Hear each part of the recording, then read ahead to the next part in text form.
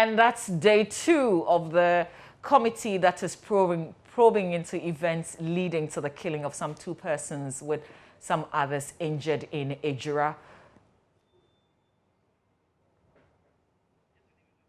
My name is Mama Vioso Abuaji. Welcome to our coverage. We'll take you live now to Kumasi. Thank you. Officer, please. Please, if you could spell the name for us, please, so that we do not get it wrong. The spelling of Aphour. The spell. I spelled the Aphour. Alpha, Papa, Hotel, Oscar, Uniform, Romeo. A-P-H. Oh, A-P-H. A-P-H-O-U-R. Thank you, officer. A-P-H-O-U-R.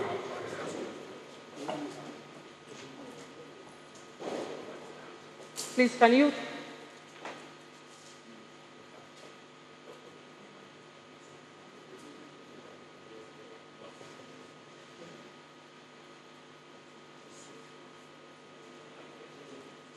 Please, Commander, when you say the general officer commanding the central command, can you give us what your jurisdiction is? How many regions or how many districts or whatever, please? Ghana Army is made up of 3 commands. You have the Southern Command, which is located in Accra, and the headquarters is at Teshi. You have the Central Command. The Central Command.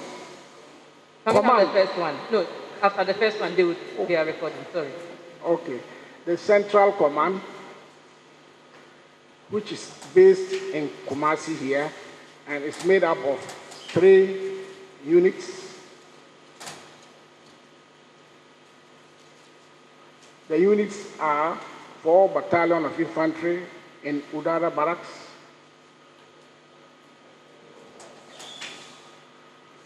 3 Battalion in Liberation Barracks, then 154 Armored Regiment also at Liberation Barracks, both in Suyani. So there are 3 units under my command, and it covers the Ashanti region, the Bono region, the Bono East region, and then I have 4 regions. Thank you. Thank you.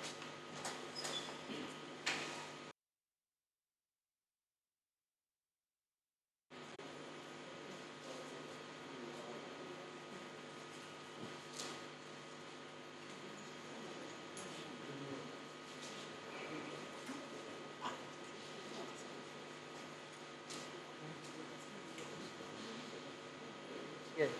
Thank you, Commander. Please, can we find out whether, as the GOC commanding the Central Command, you are a member of the Regional Security Council? Yes.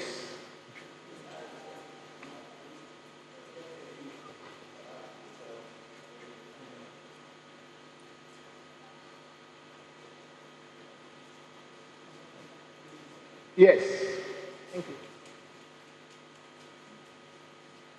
Commander, you have been invited before the committee this morning to tell us if you know of the events that occurred, the incidents, the disturbances that occurred at EJURA Township, which is under your command in the Ashanti region, on the 29th of June 2021. If you could tell the committee whatever you know about it. Okay. Thank you. Involving your command. Thank you. Thank you. I should take my sectors be controlled by the military police, what we call Operation Calm Life.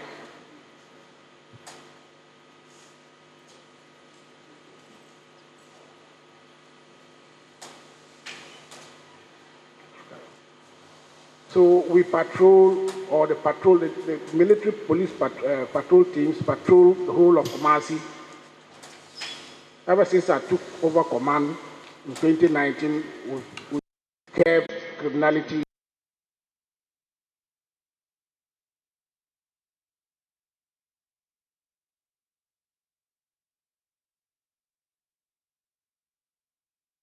So one of the sectors is Mamponting and Tafu. So we have a military and police team that also moves there, like in any other sector, the service sectors. So my battalion commander called me the day of the incident. That was what was happening.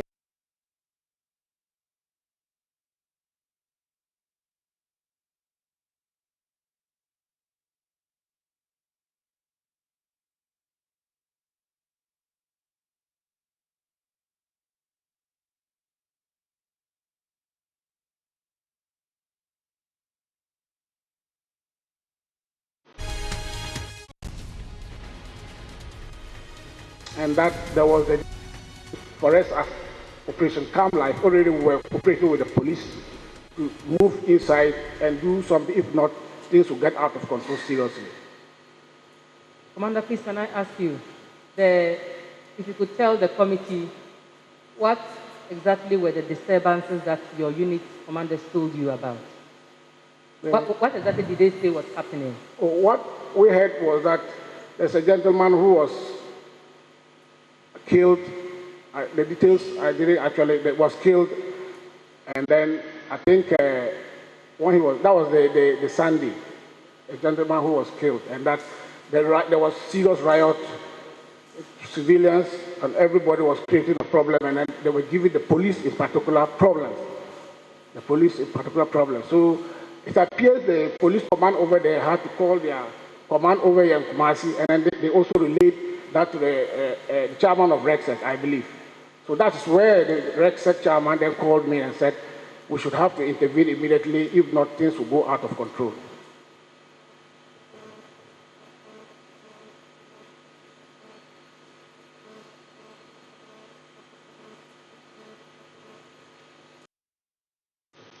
And for clarity, please, can you inform the committee who is actually the chairman of RECSEC? That is the regional minister of Ashanti region. He is the chairman of RECSEC.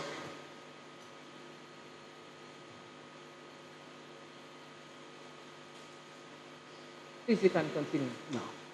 So when it happened that way, I called my battalion commander, who is here with me, to immediately use Operation Calm Life. And because Mamponting and Tafo is on the Mampon Road and closer to EJURA, I said he should use, it was better he uses those people very close by to go to EJURA to help the police. I think they went there and what they saw was bad. They were able to control the situation, and that particular team stayed there up till after 1 midnight. Then they came back.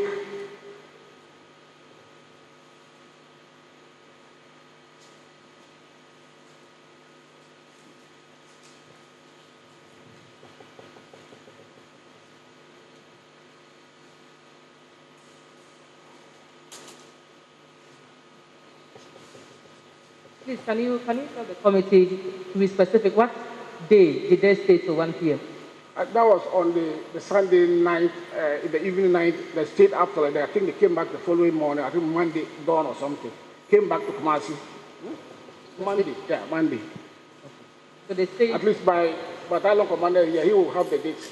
But I gave him instructions, so if there is a need, he will give me particularly the timings and the dates. Okay. So it was a Monday? Yes. They stayed from Sunday to Monday, 1 a.m.? Yes. Thank you. And they came back, yeah.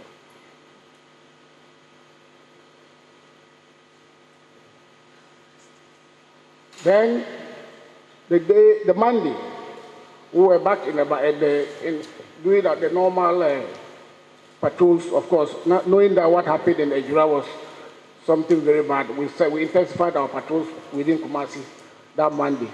Only down to hear that Monday they were about to bury the gentleman that had died, and that the route and then the way the civilians had massed up going to the cemetery, and particularly even we heard that they were traced at the police station. That there was a need for us to intervene, because if we didn't intervene, things would go out of hand. So we had to go back to get the same Operation Calm Life team. We were about 10. The military were here about 10. We joined up with the EJURA police when we got there.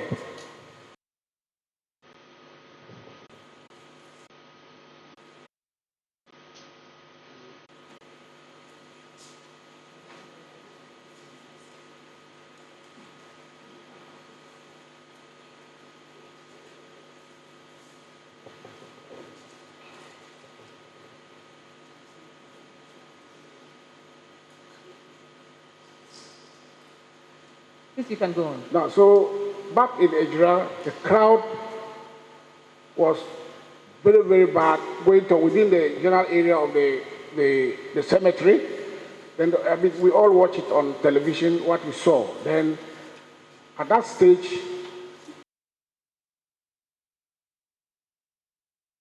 police arrived vehicle that we were with. So the police, then we from the cemetery, the crowd was so huge.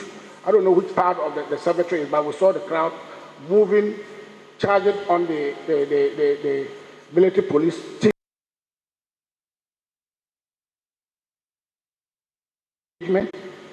As we are taught, the normal thing is crowd dispersal.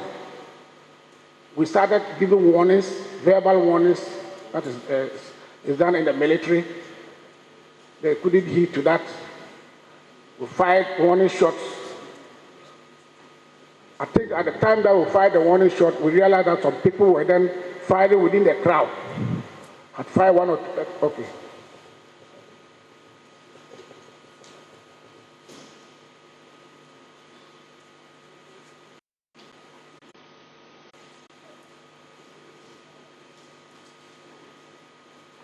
So at that stage, it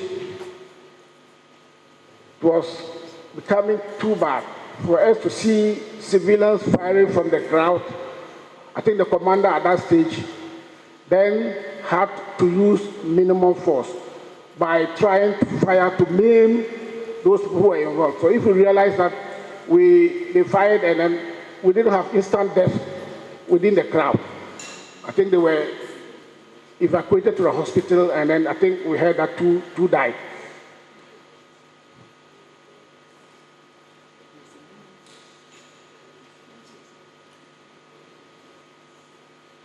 But at the instance of our father, I think the crowd actually withdrew and everything came under our control. On that day? Not at all. I wasn't there in Nigeria.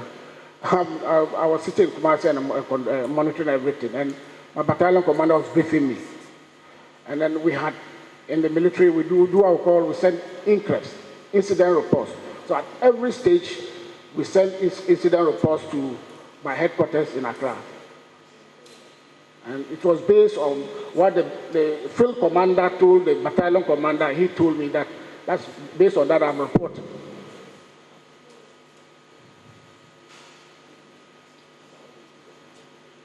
So can you produce a copy of the incident report if you are...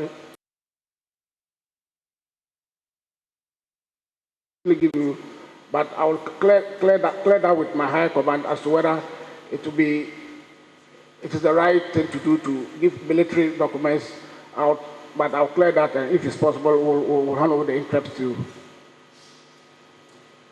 But I still want to add that but not for what we did that day, we believe and strongly believe that there will have been more deaths if we actually or fire indiscriminately, more would have died. But we saw that only we tried to maim the people. We used the minimum force.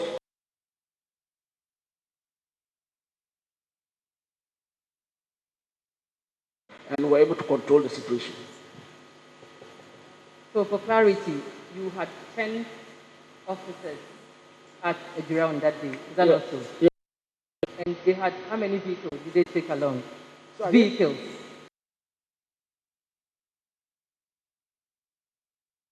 My battalion commander, later. I can't give you now the number of vehicles that we had there. Okay, so would you agree that obviously that battalion commander must also be invited to this committee? Maybe, basically, is what, maybe he might also only give you the nitty-gritties. Yes. But basically, what he will come to tell you is what he reported to me.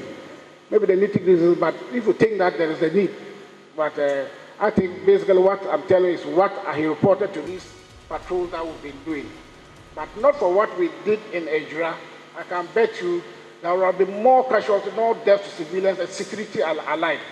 To intervene was the right one. Thank you. Thank you. Now the committee members will...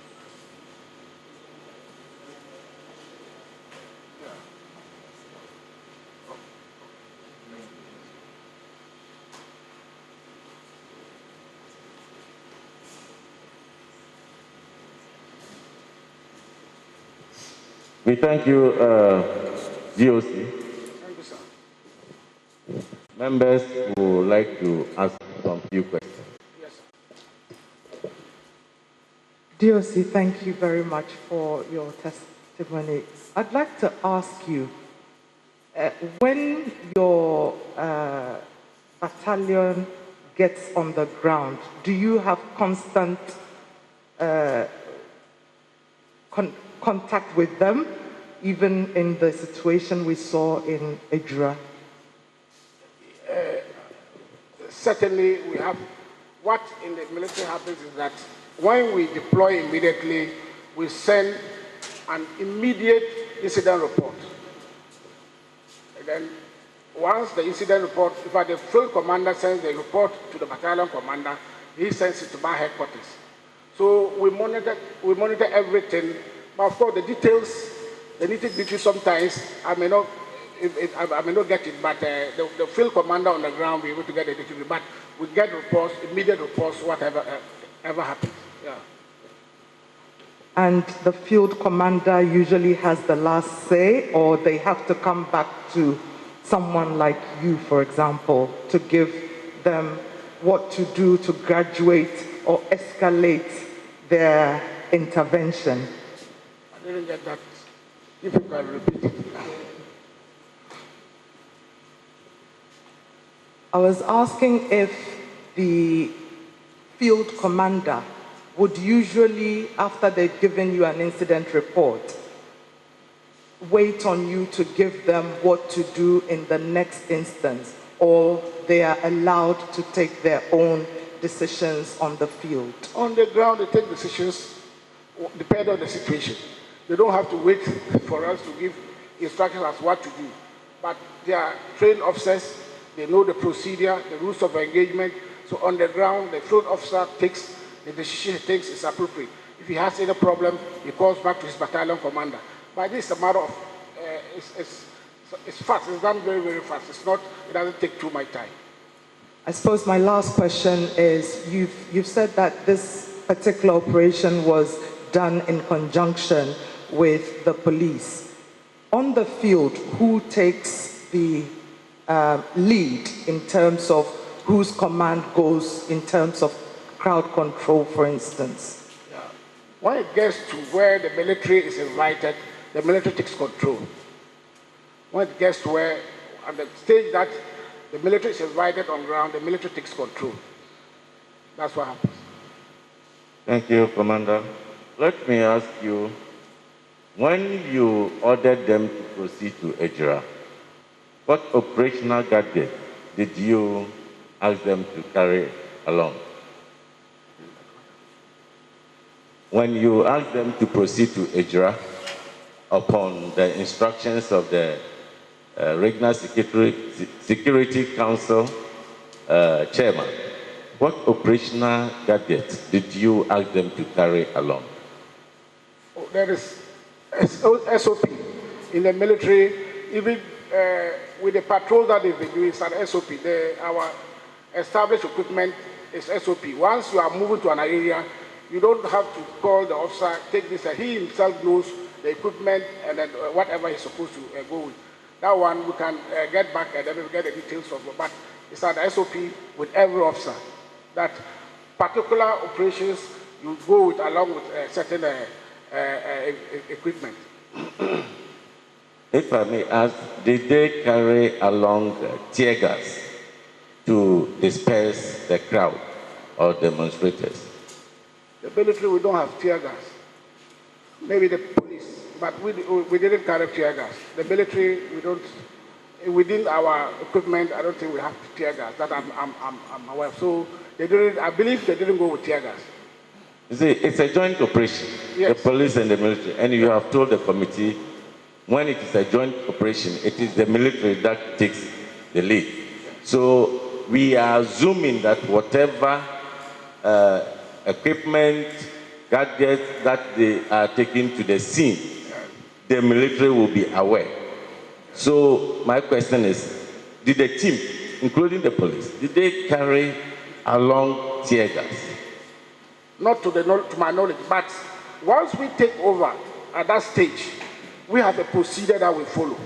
Crowd dispersal procedure, which you can relate it to rules of engagement, and that does not include tear gas. And one of your rules of engagement is to use live bullets. Yes. Yes. Under what circumstance will the military use the live bullets on demonstrators? Under what circumstance? When you give verbal warning, when you give warning shots, then within a particular place, you see people firing back from the crowd. Certainly, you'll have to use live weapons, live ammunition. And to maim. Have you seen the video of the incident subsequently? Oh, I've only seen a short video yesterday. I think I was watching when you showed a video of civilians chasing a police van where they were throwing, and it wasn't even tear gas, I believe it was water cannons. So that's what I saw. The video that you saw, do you think it required the application of the use of live bullets? My Lord, I don't believe the video I saw was the beginning. Maybe there were other issues that maybe you might not have seen, but what I have heard from my commander was that even as I talk to you now, we have arrested 2 gentlemen with weapons. So we've reported it to the police. They are currently, I don't know whether they are in police cells now, but with weapons. Did your commander on the ground inform you that he saw or heard any gunshot from the ground? Certainly. Towards which direction? My Lord, of course I wasn't there. My battalion commander even was the field commander. But you cannot look at this, even the video and know that I don't know EJURA very well. I've been to EJURA 1 or 2 times, but I may not be able to visualize the direction. In your testimony, you said they shot to maim the people.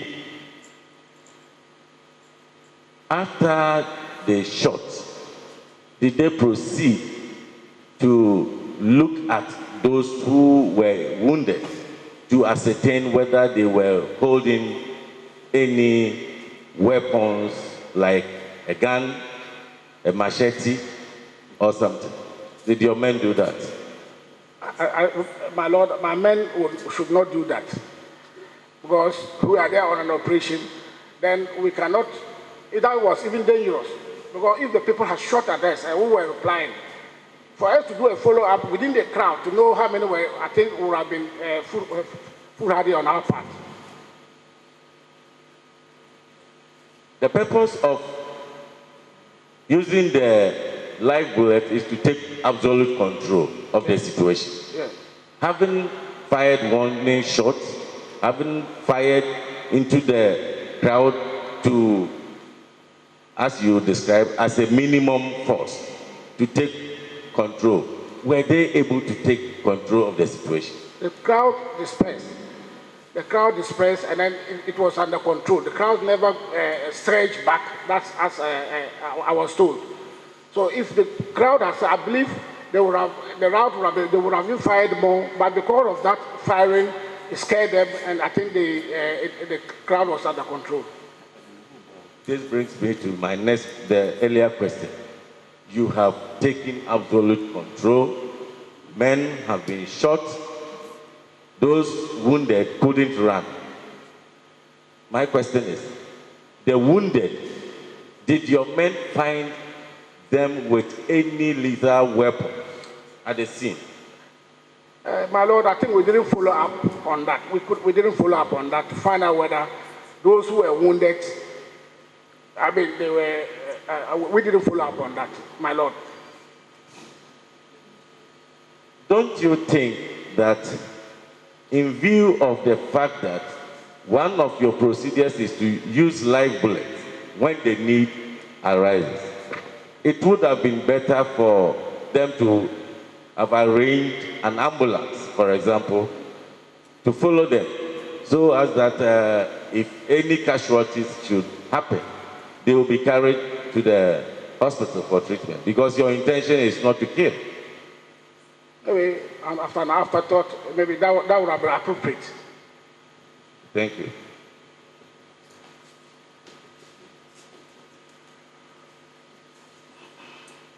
General, good morning. Morning, sir. My professor. Well, General, thank you for your testimony. I will start off with your relationship with the RECSEC. You know, at that level, it is at the strategic level. So you were informed about it and you started your procedures. Can we say one man represents the RECSEC? The chairman, but then does he represent the RECSEC? Why was there not a small strategic meeting? Then we wouldn't have had all these problems, because you know at that level, crisis management, the rest, an emergency meeting to map out the strategies for controlling the crowd. Do you think in this country we need to rely on one man because he's the chairman, giving orders that way? But in this circumstance, Prof, I think at the time we've been having emergency meetings on issues like this very often in Kumasi over here. But in this particular instance, the chairman of RECSEC was not in town and when it was happening. So I believe if he had not taken any action, eventually it would have been worse. So he was in Accra, I'm told. Later he called me to tell me that he was in Accra attending a meeting. So I think it wasn't possible for him to have come down to call a meeting, an emergency meeting, even though we have the police commander who will always, in his absence, he takes over. But I think at the time, he wasn't around. But if he had been on ground, I believe he would have called an immediate emergency meeting. Supposing he was not in Ghana, he didn't even hear, would the RECSEC not still have functioned? Would you still not have functioned? Well, in that case, he would have delegated. Once he's out of town, he will know that he's out of town maybe for a period of time. Then he will then send a message that I'm out of town, other police commander, in case of anything, you take charge as chairman of RECSEC. That is different. But he was just in Accra. And it was, it was a matter of going to camp. That was the issue. And the time issue was there. What was revolving in EJURA, for him to come down to Kumasi and take the Shishibe, by that time we would have been here trying to explain ourselves what happened. General,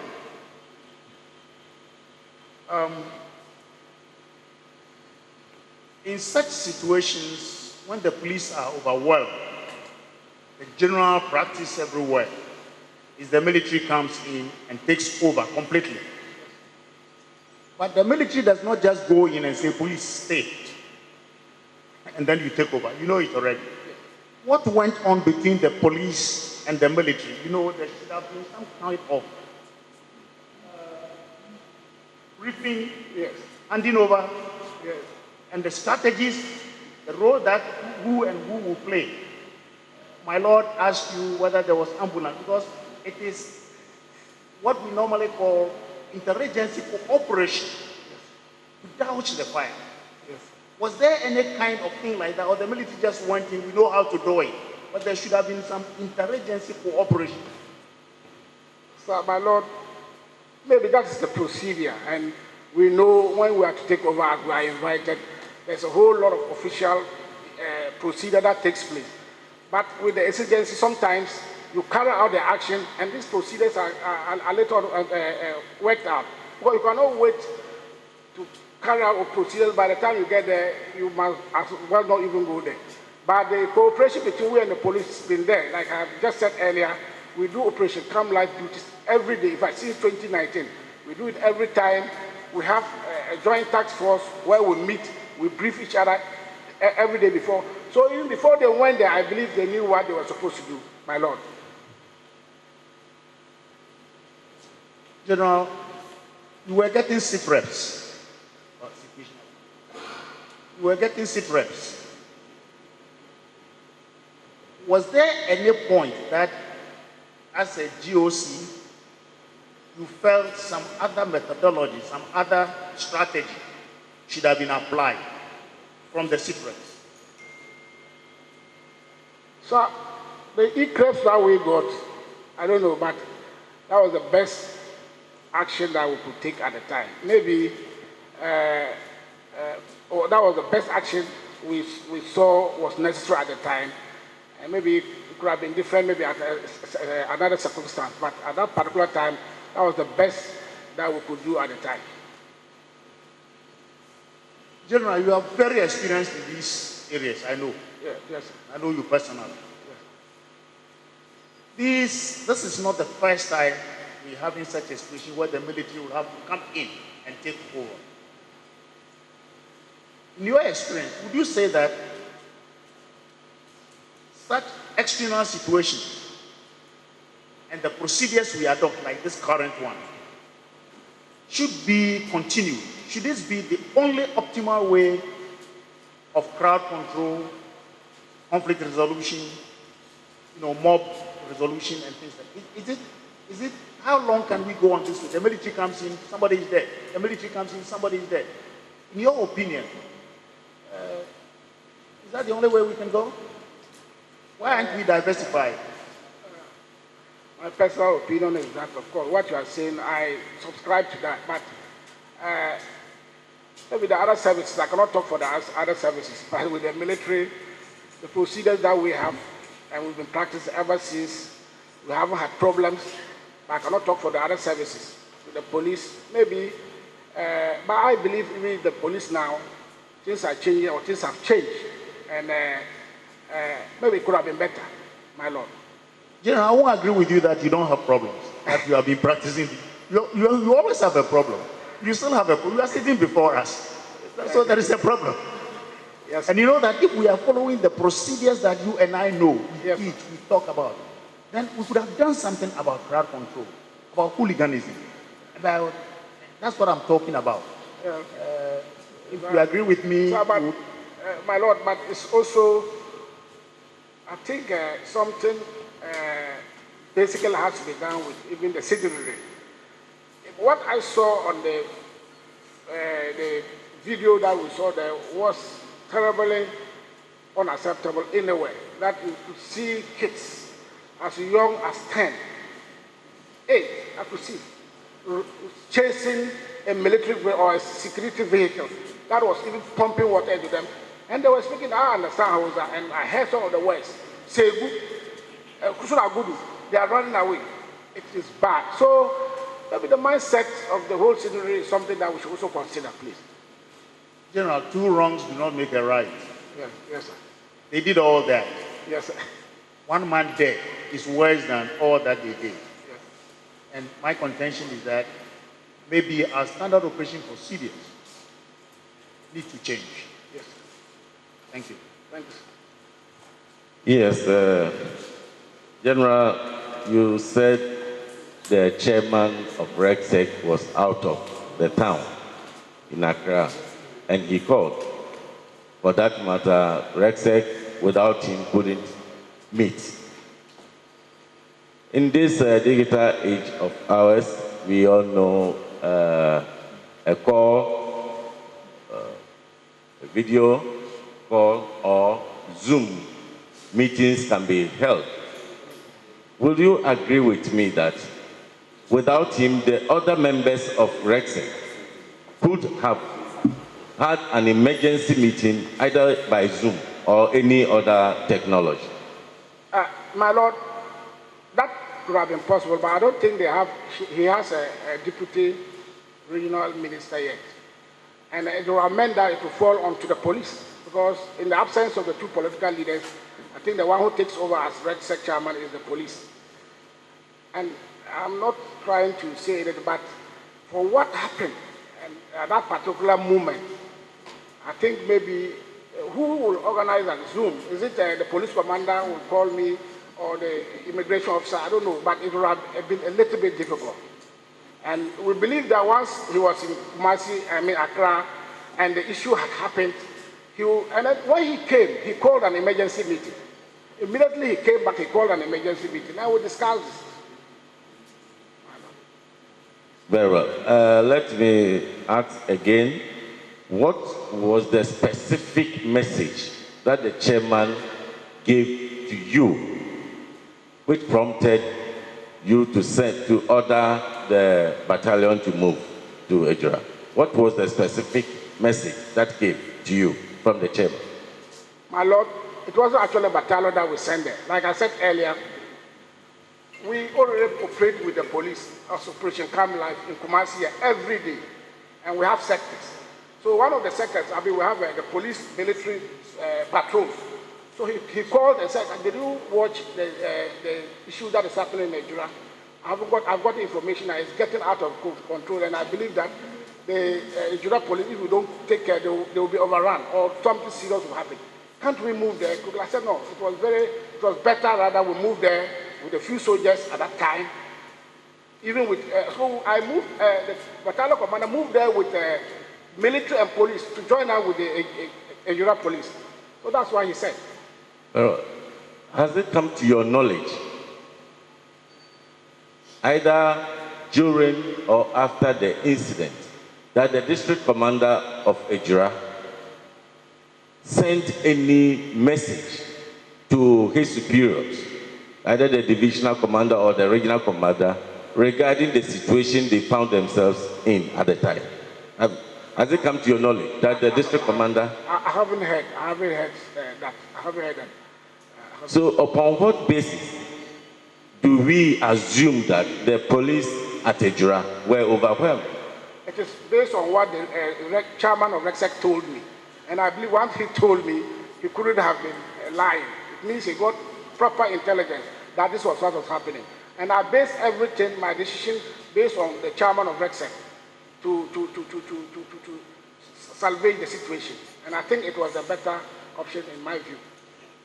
Would you agree with me, General, that if the police EJURA were overwhelmed, the best option was for the district commander to have informed his superior officers for reinforcement in the circumstance? I believe he would have done that. I believe he did that. He did that? To your knowledge? I have no knowledge as to whether he did it or not, but no. I suppose he would have done that. Yes, having a hindsight. He did. Okay, from my battalion commander, he did. Don't worry, we will call him. Oh. Yes.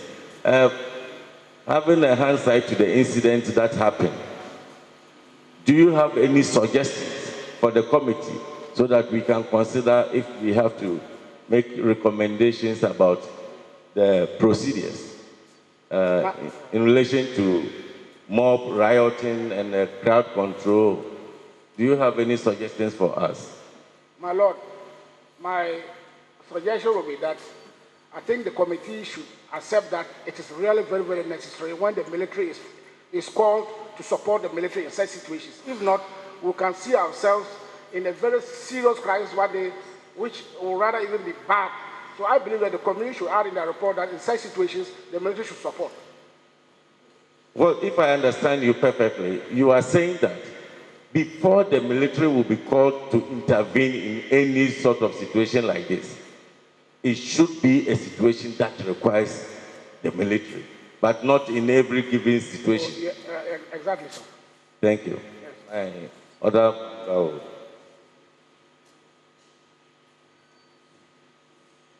Brigadier General, my question is just to clarify.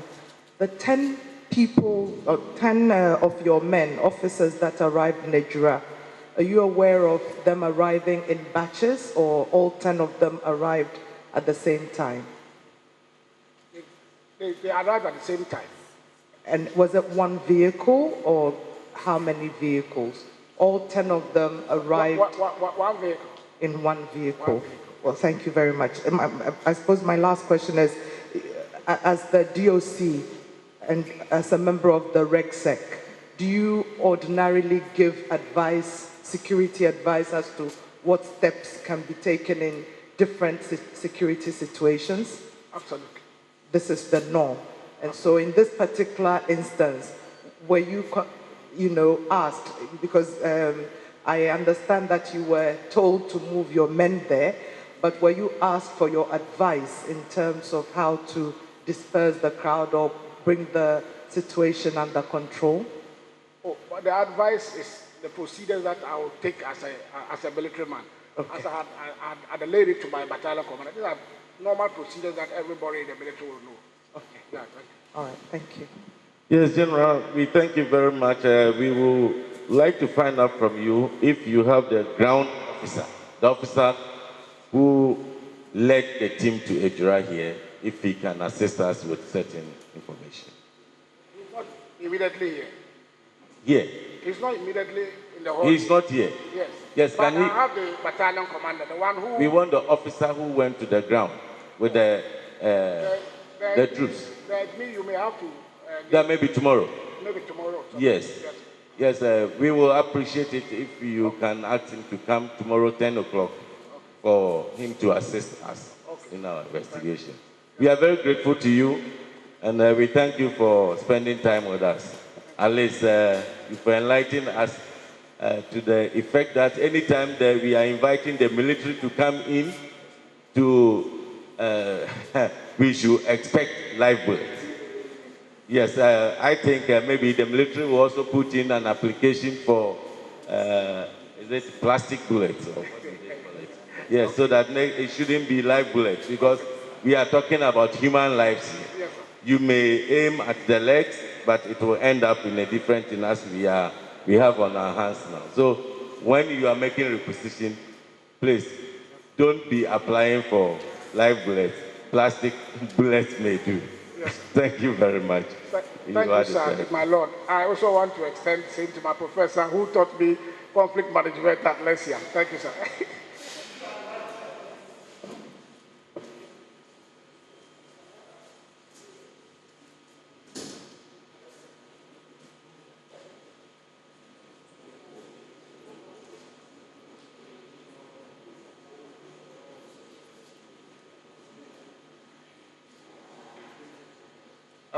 General, before you go, you said that you have the battalion officer here. Do you have anything to tell us so that, because I saw him making gestures to you for you to provide answers. So if you can take your seat so that we can ask you one or two things. Yes, give us whatever you know about the situation. Then tomorrow morning we can get the officer who led the team. Yes. Thank you very much.